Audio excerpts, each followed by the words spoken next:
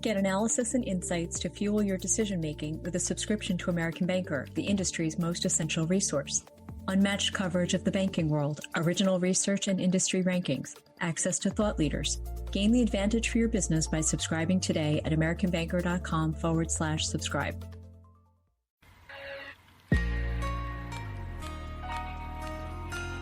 Welcome to the Oh Hell No podcast, where I, Keisha Nicole, delivers a daily dose of passion, purpose, and struggle by interviewing people who are living their best life doing what they love. Here on this podcast, every Oh Hell No moment serves a purpose. Now let's get started with the show. Welcome to another episode of the Oh Hell No podcast. Today I have Kamini Wood. I love that name. She is a certified life coach and she's a mom, and we're going to find out what else she is because she's a busy mommy. Welcome, Kamini. Thank you so much. I'm so excited to be here with you. Yeah. So we were just talking and she told me that she has 5 kids and she does not look like she even has one kid. You're very kind. No, seriously. I mean, oh my gosh. So kudos to you for keeping yourself together. But how are you doing COVID, virtual learning, and running your business? Like, how is that happening for you right now? So that is an awesome question, because there are days when I will be totally honest and transparent. There are days when I'm just like, what am I doing and how am I going to do this? And truthfully, the answer lies in the keyword grace. I have really had to anchor into that word, where it is a recognition that each day is a new day. It may not go the way that I anticipated it, but it's a process of showing up in the here and now, being present, doing the best I can, and a whole lot of self-compassion. And what I mean by that is really just being in that space where each and every day, celebrate the things that went well, celebrate the little victories. Don't really focus on all of the negatives. Instead, just sort of forgive those decisions that may not have been the right ones. Like, for instance, with the virtual learning, maybe don't put the child in the kitchen because it's not going to work so well. But it's all about, giving oneself a little bit of space to not necessarily do it, quote unquote, right. We spend so much time trying to meet some expectation that is external of us. And it's really about, okay, what feels right to me? Is this working for me? Especially with the virtual learning, I've really had to anchor into, how does this feel to me? And is this a way that I can actually balance my kids' school in addition to running my own coaching practice?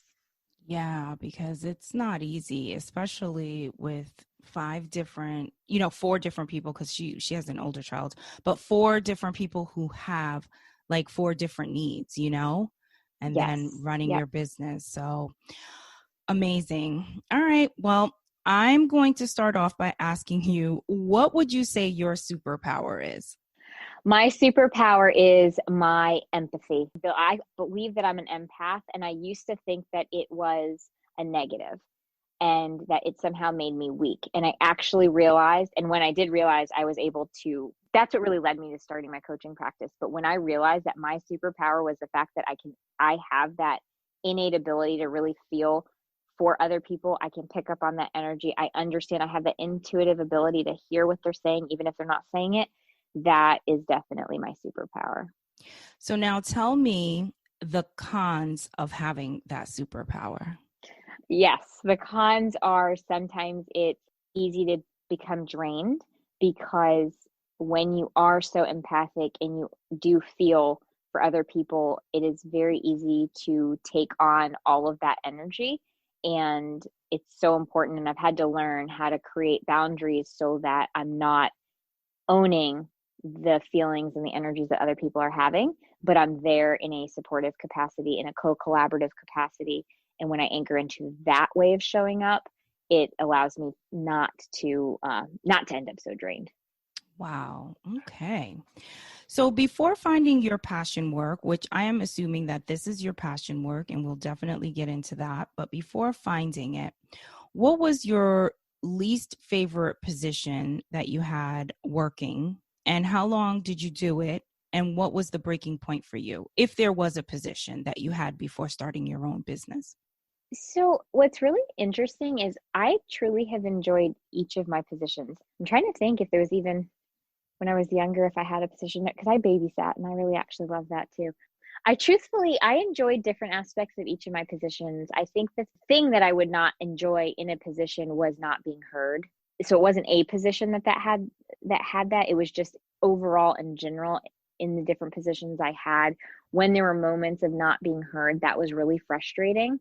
I think for me personally, though, when I was finally able to see how I was showing up in that dynamic, and it was something that I needed to just anchor into my own self-confidence, and that when people weren't hearing me, it was almost a reflection of myself that I wasn't actually seeing and hearing my own self. And that when I started doing that, all of that kind of shifted. So I guess that's the best way to answer that question. Okay. So how did you transition from 9 to 5 to entrepreneurship? What was your escape plan, and how did you implement it? And what was that thing that said, it's time for you to move into this new chapter of your life? So I'll answer that in a couple different ways. The catalyst for me to move into life coaching and really doing what I do now was twofold. One, in the capacity I was working in that 9 to 5, I was actually running my husband's law practice. And in that role, I was, I played somewhat client care manager. A lot of what I did was also basically human resources and really helping to cultivate an environment where, legal assistants, paralegals, attorneys, they were really finding their true confidence and the way that they wanted to grow in their roles. So it was really helping them create that self-leadership. And then on a personal level, I was going through my own sort of awakening moment where I fully admit and am transparent with everybody that I'm a recovering people pleaser, because my false center growing up was that I needed to fit in. I grew up in a small town in Connecticut with a name like Kamini, and so I stuck out pretty easily. And so my false center growing up was, try to figure out a way to fit in, belong. And so the way that I did that was I people pleased. And so I had taken that into my adulthood, and being a mother and then watching my children reflect that back and how they were starting to show up, especially my middle daughter. That was a catalyst moment for me to realize, oh my goodness, if I don't do some self-work here and shift this, that's just going to repeat itself for generations. And so it was sort of twofold for me in terms of how I ended up being called into the life coaching. It was a personal journey, as well as just from a professional standpoint. I had been exposed to really helping people see their worth and really helping people harness all of their unique qualities and how to create a life that they wanted for themselves rather than to some, external expectation. And so both of those things led me into the life coaching practice. And so that's where the idea evolved into I should really do this as a business. In terms of going from 9 to 5 to an entrepreneurial world, it was kind of always within me, only because originally when I first was working, I worked at a .com way back in the internet, at an internet boom. So there was always a spirit of entrepreneurialism. And then my husband owns his own law practice. And so we started that from the ground up. So even though it was a practice open 9 to 5, there was still that entrepreneurial ideas and ways that we were running it. So it wasn't a huge mental shift that had to happen. It was actually just giving myself permission to go on and create a business that was mine and that I was running on my own, rather than, working at my husband's firm. Wow. Okay. When you were working with the team at the law firm, how did you know that you were really good at coaching people and helping them to become better leaders? Like what helped you to see that? Well, watching them grow into the roles that they were growing into and watching them expand their responsibilities, but then also in reflection back to me when they would, first of all, they would share things that were beyond just the law firm. And I truly believe that to be successful in business or in our career, we have to be holistically happy, right? Mind, body, spirit, all parts of us need to be whole. And that really starts with that relationship with self. And so I was really holding that space for them to, kind of bring to the table without any judgment, what's happening in their lives. How are they seeing themselves? And from there, help them recognize certain patterns that may not be ways for them to continue to grow, and rather those old patterns were something they needed to let go of. And from there, they were able to really exponentially grow in whatever role they were in. So our legal assistants became super legal assistants or paralegals. Some even left to go on to law school. Our attorneys were very successful in what they did. And so it was just watching that growth. Of course, I saw it from the business perspective, but I also had the reflection back from them of, oh my gosh, all these things are happening for me now. And, getting married and having kids and all those things were happening through the work that we were just doing and in conversation, those powerful conversations that I was having with them on a daily basis. Wow, I love that. So, all right, I'm going to read this from your bio. My mission is to empower high-achieving adults and teens to become resilient self-leaders by reducing stress and anxiety, working through traumas, and rediscovering their authentic me.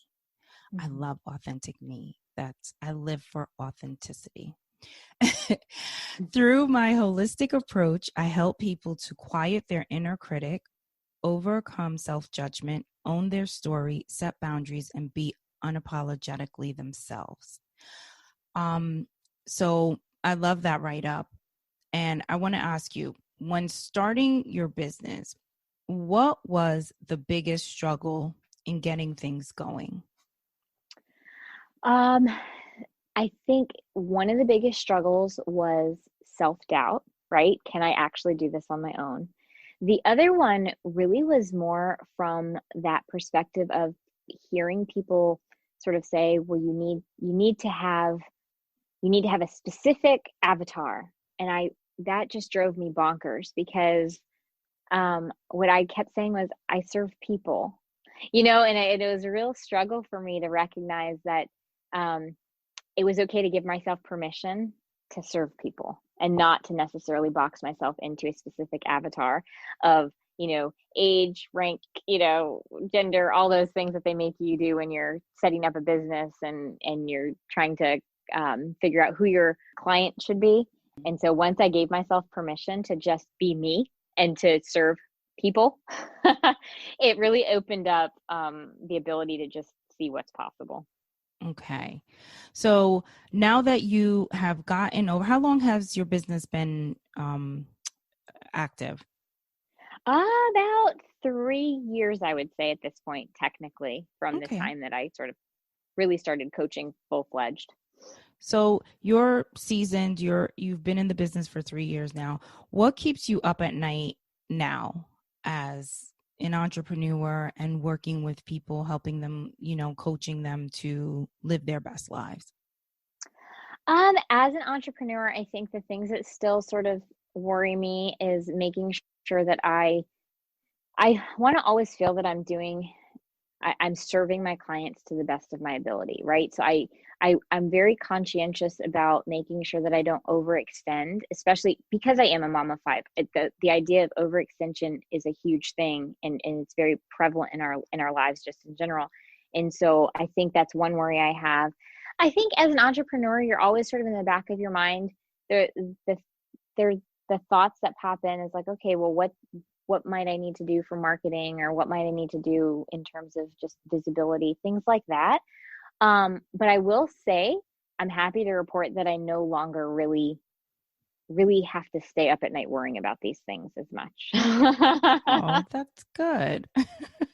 Any reason in particular? Did you just have an epiphany?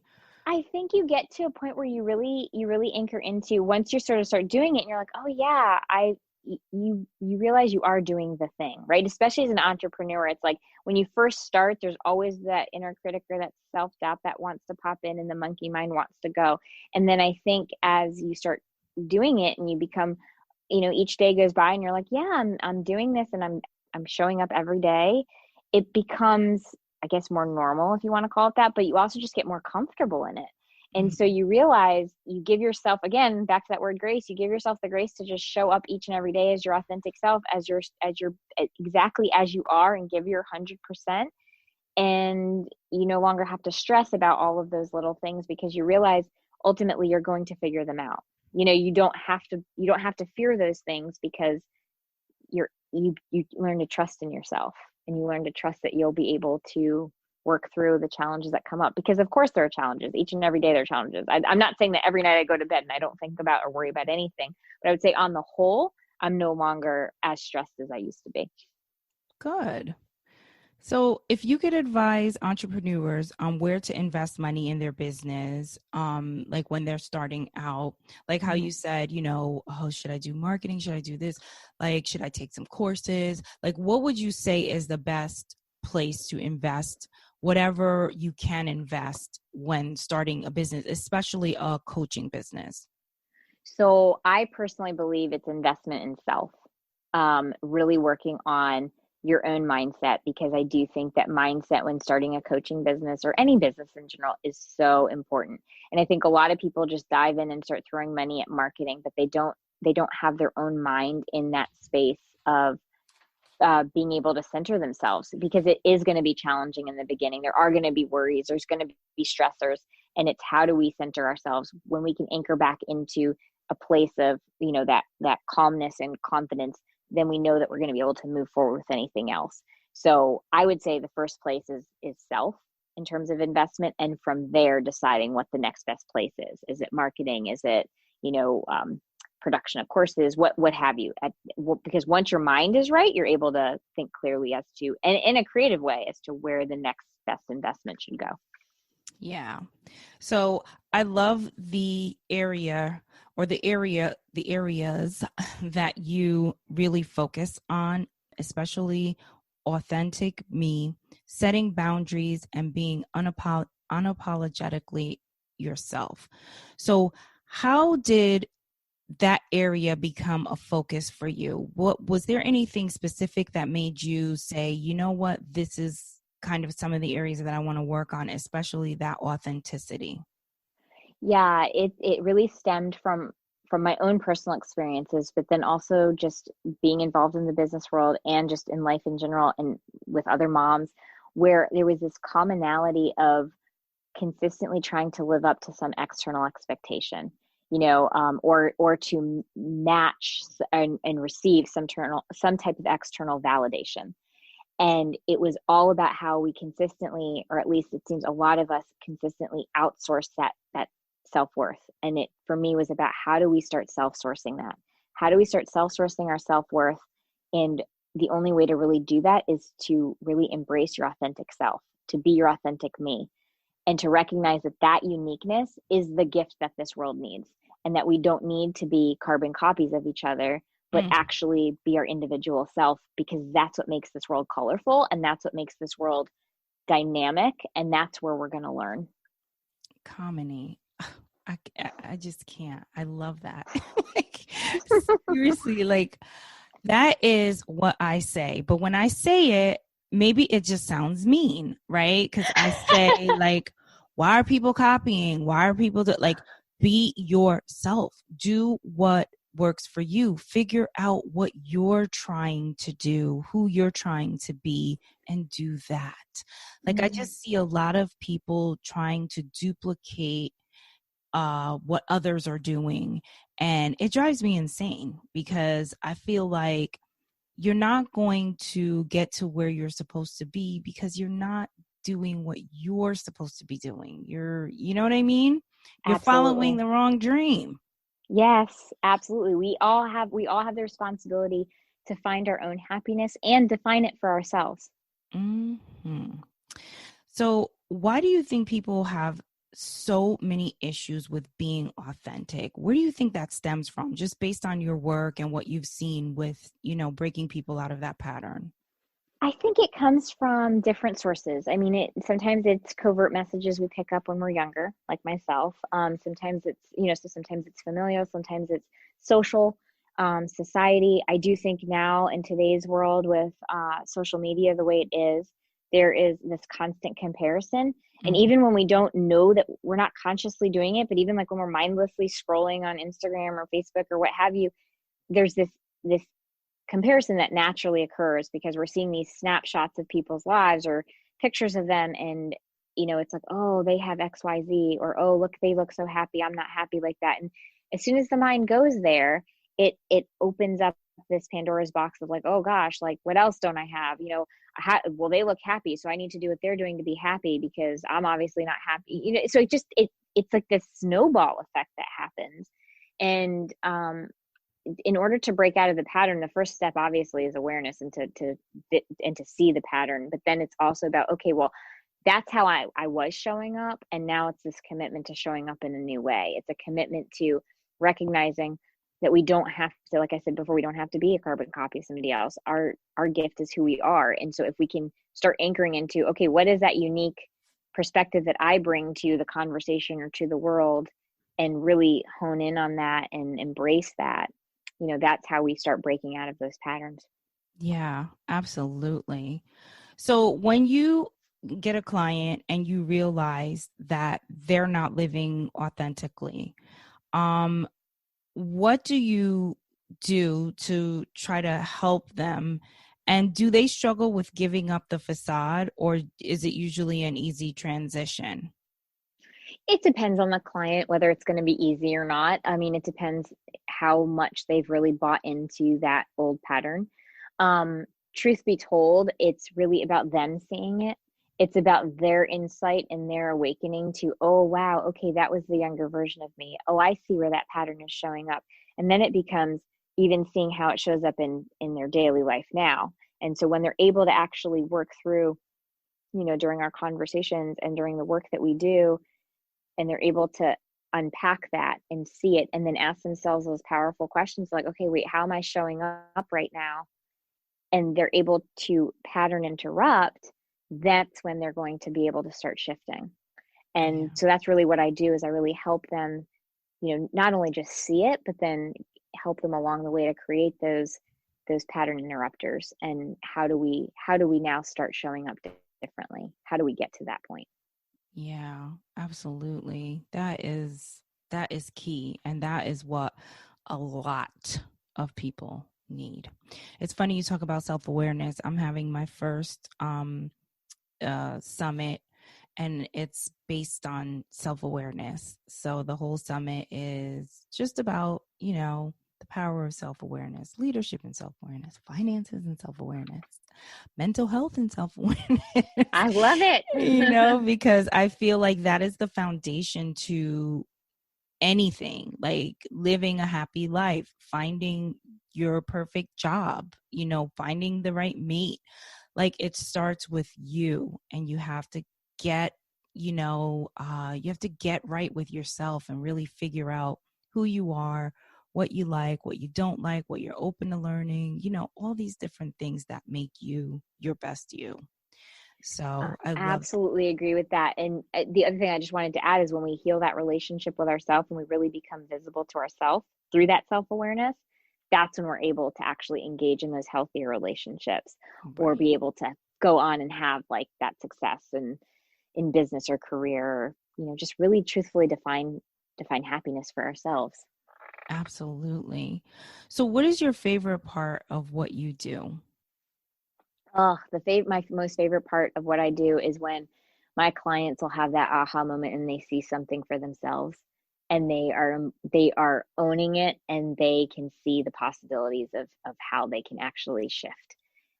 Those moments where it just clicks, it's not even something that I've really been able to put into words, because all of a sudden it's just, there's infinite possibilities open to them. And to That me, that's just priceless. I love it. That has to be really great when you see people finally getting it. I think that must really speak to your soul. So, Yeah, absolutely. how do you stay in your lane and remain authentic to yourself? Because there are a lot of life coaches out there. I don't know if they're all great, but I know that there are a lot of them. And I don't know Mm-hmm. what propels people into this career. I think some people, they really belong there. Like most of the people that I've interviewed, I really feel like they, belong in that field because they just, I don't know, it just lines up, right? But there's a lot of stuff going on. Like you said, you go online, you see all these people, all these life coaches with all these gimmicks and all this and all that. And it's just overload. So how do you stay in your lane, remain authentic to your programming, your mission, and keep out all of that outside noise? So one thing I have stopped doing is I try to limit my own scrolling on social media because I don't want to get caught up in that comparison mode. And so that's one thing that I do. The second thing that I do is I actually have my own coach. I think great coaches have coaches, and it's a way that we unpack what's going on for us and we make sure that we're dealing with it so that when we can, and when we do show up for our clients, we're showing up fully and completely from that authentic space. And then the other thing that I do is I just truthfully remain transparent, and I also remain true to who I am. So I was actually just on a call with a potential client, and she almost was like waiting for this hard sell to come from me, and it never did. And the reason why is because that's just not who I am. I know full-fledged from my own heart that the people who are meant to work with me are going to find me, they're going to resonate with me, and they're going to choose that, yes, this is the right fit for their transformation. And so I just anchor into that. And that's how I continue to stay in my lane is I don't buy into you have to be and do things a certain way. It's what feels right to me is the way that I'm going to show up and do it. And it could, and I give myself permission to shift that, if it shifts in a month or a year, that's okay. But it's always really asking myself what feels right to me and coming back home to that place. Yes. I just love it. I don't even know.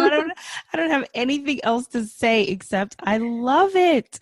Right? Just be you. And I always say that I look for this is my show, right? But I always say that God, picks my interviews because I might reach out to someone and say, oh, I would love to have you on the show. And I never hear back from them.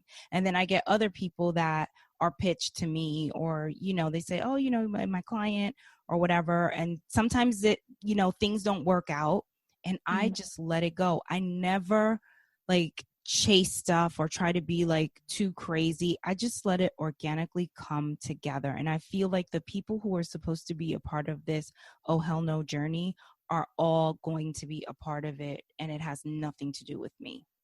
Mm-hmm. So when you say that, it just resonates with me because I feel the same way. Love, love, love. Yeah. Okay. So, what advice would you give to, what skill set would you say that someone should have if they want to go into life coaching? I really do believe that life coaches and great life coaches are ones who will actively listen. It's those, it's the coaches who are willing to challenge their clients, but do it in a respectful, loving way, but really actively listen to what their clients are saying without thinking that they know what's best. It's really understanding that your client knows themselves, ultimately will know themselves best, right? And so it's really being able to ask those powerful questions that allows for those insights to happen.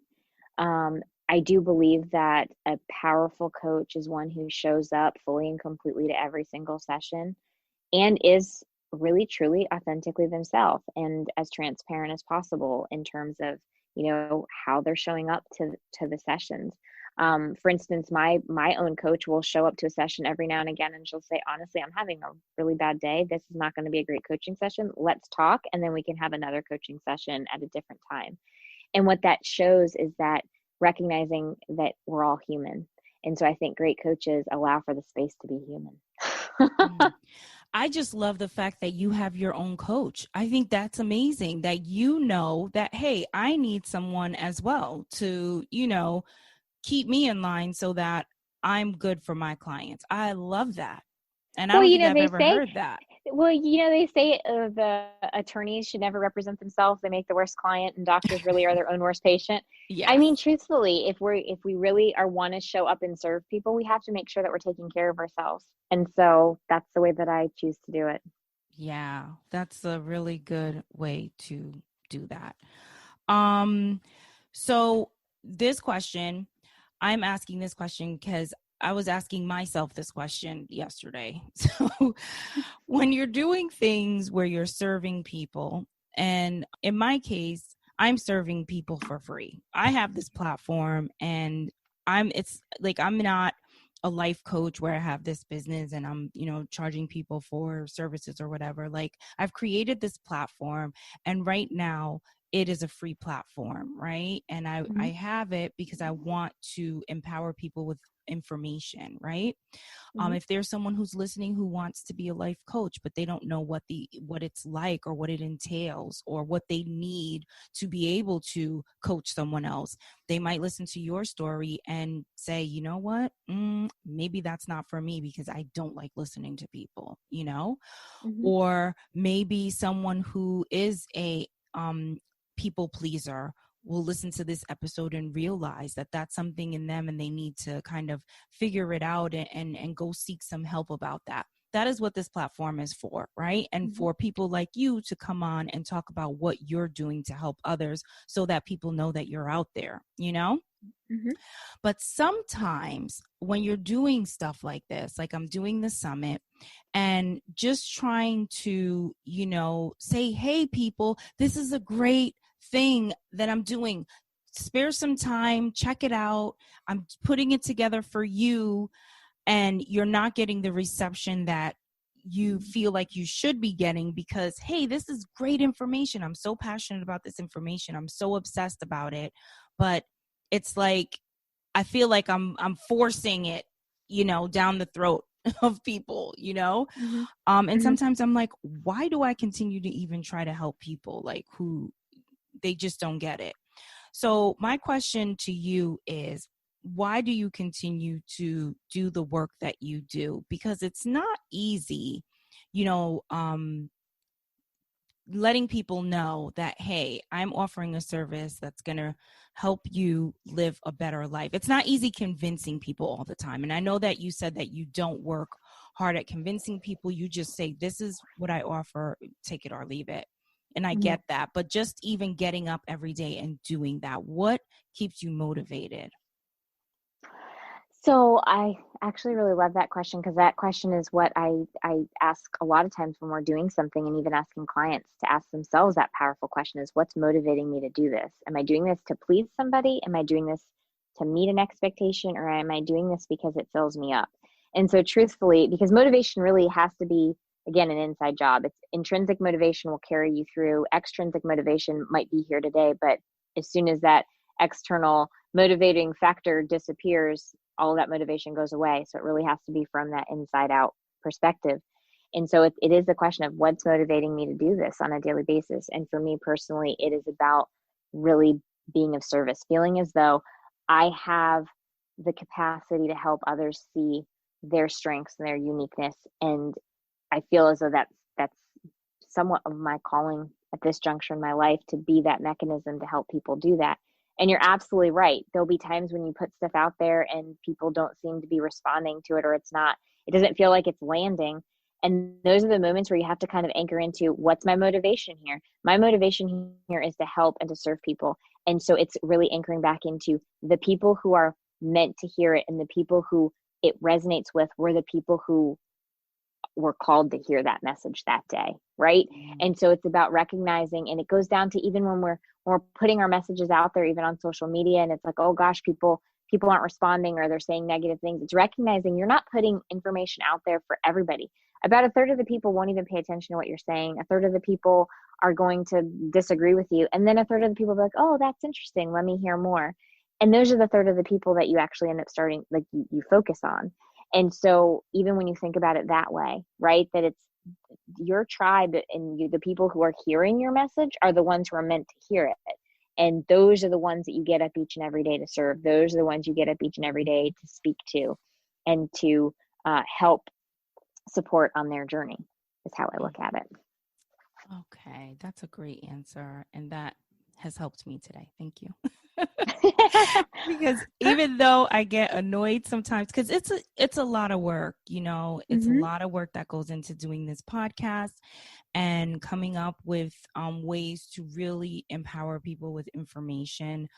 And sometimes I get exhausted, but I love it. I really genuinely love hearing these stories, love making connections from them and putting information out there for people and, hoping that it helps whoever needs it, so that's the why for me, and I can't get away from that. But. And I think that's that conversation, that internal conversation, those days when it feels hard. It's like, why am I doing this? Oh, right. Yeah. That's why. Yeah. So thank you for that. So I was going to ask you if this work is purpose-driven work for you, but you answered that question while you were answering the other question, because you said you really do feel like this is a part of your purpose. Yeah, okay. Definitely. Absolutely. That's great. So I want you to share an oh hell no moment. And an oh hell no moment is a moment of shock or disbelief. It could be a positive moment. It could be a negative moment, but it's a moment where you take a pause and you say, oh hell no. And that moment, it could propel you into your future, like you start a business or whatever because of this moment, or maybe it changes the way that you looked at something, or it taught you a major lesson that you carry with you through life. So I want you to share a moment that has been really significant for you where you were taken aback, like, oh, hell no. But Oh, on the spot. Okay. I think, what's funny is I think I have those routinely. Yeah. Oh, hell no moments are daily, but some of them I are really more. do. It's like, No, you had one today yeah. with the technology. Absolutely. Yes. I mean, those are like those daily, like, oh, hell no, Right. that's not happening today. Yes, you do. You have them every day, but there are some that are really significant that you're like, it happened and you're like I had someone who told me that they were just feeling frustrated at work and they really didn't like being there, and then one day they came to work and they got called into HR. It's like, oh, well, we're no longer needing your services here. The position has been, taken away. And you're like, oh, hell no. What the hell? Like, even though you were miserable, but you're like, how dare you? I'm a good employee, But that moment, pushed her into starting a business. You know what I mean? So. Right.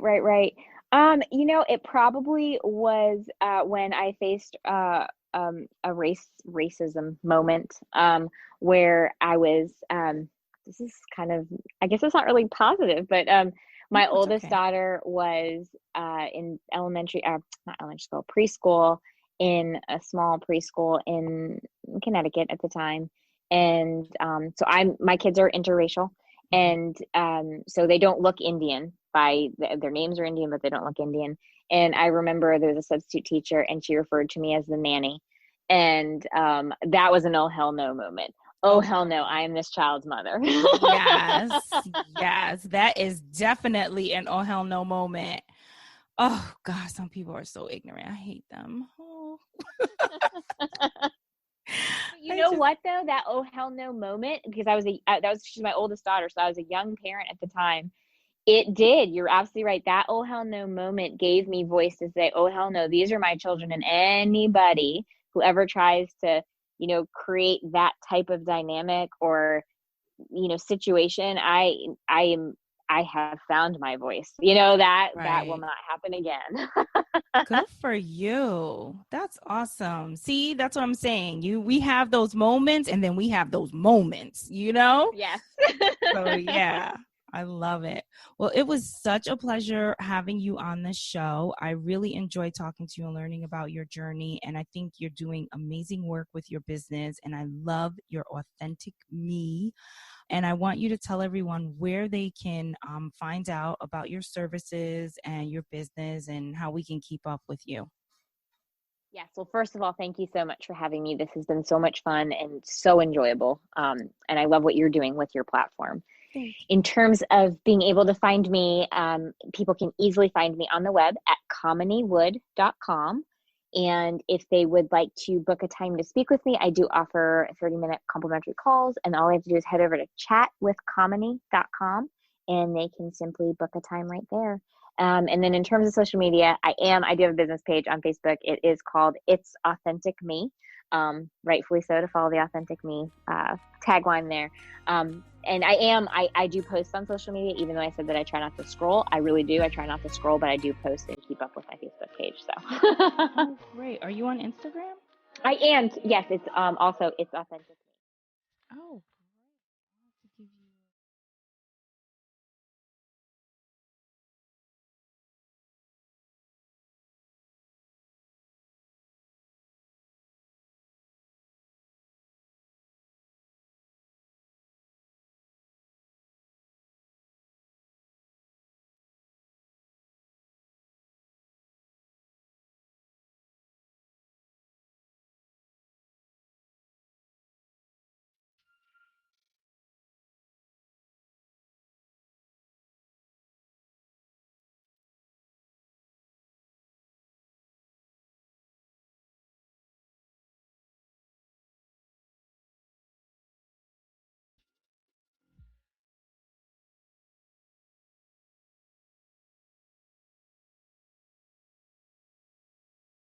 Start the new year right during the Xfinity Hello 2021 sales event. For a limited time, ask how to get $250 back when you add Xfinity Mobile to Xfinity Internet. This sale ends soon, so click, call, or visit a store today. Ends 1/11/21. New customers only. Other restrictions apply.